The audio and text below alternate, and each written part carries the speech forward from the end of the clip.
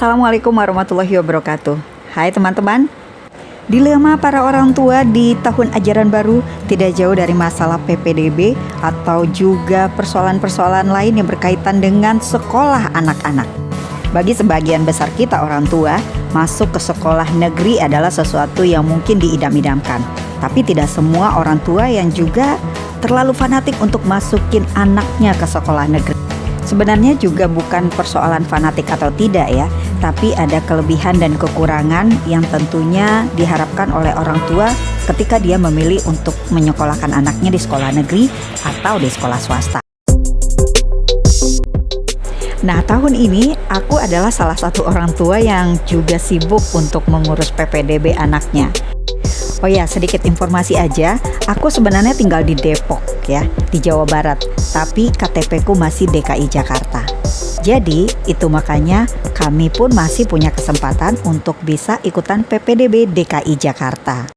Sebenarnya aku sudah punya pengalaman karena tahun lalu anakku yang nomor 2 sudah terdaftar di DKI Jakarta. Tapi tahun ini aku kecolongan. Kenapa? Karena sistem pendaftaran di DKI Jakarta itu mengharuskan bahwa siswa yang bersekolah di luar DKI Jakarta, tapi dia mau mendaftar di DKI dengan KTP DKI orang tuanya, berarti dia harus ikut pra pendaftaran. Nah, pra pendaftaran ini ternyata sudah dibuka dari bulan Mei, akhir Mei, dan berakhir pada tanggal 4 Juni.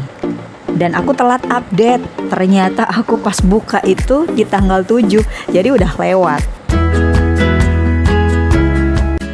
Karena pendaftaran untuk negeri sudah tidak memungkinkan lagi, otomatis aku harus mencari alternatif sekolah, pastinya swasta ya.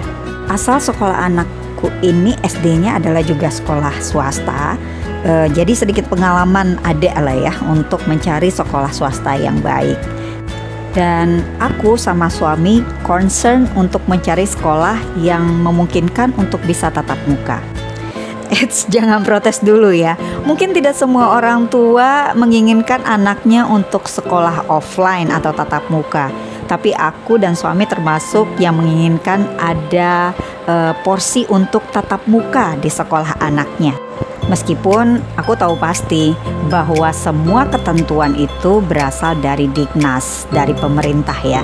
Jadi semua harus mengikuti aturan pemerintah.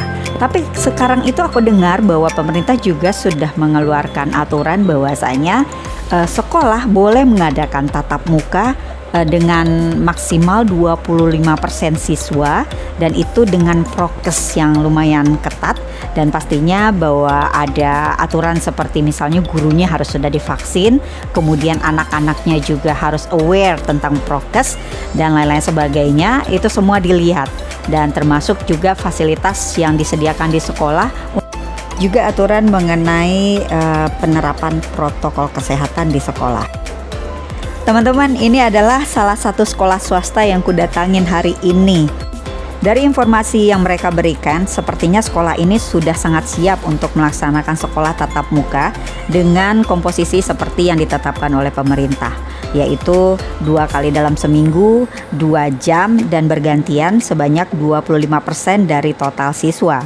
Dan mereka memberikan kesempatan kepada orang tua untuk memilih apakah pada saat pembelajaran tatap muka anaknya diizinkan atau tidak.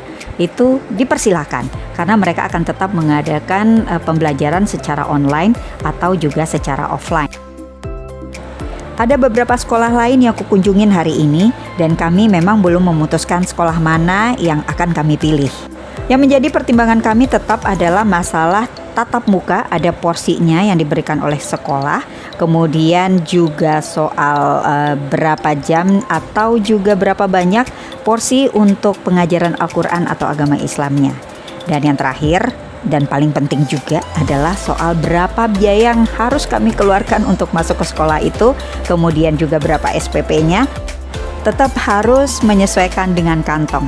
Meskipun tidak bisa dipungkiri, sekolah yang mungkin biayanya lebih mahal, pasti ada hal-hal dan kelebihan-kelebihan yang diberikan oleh guru atau sekolah kepada siswanya.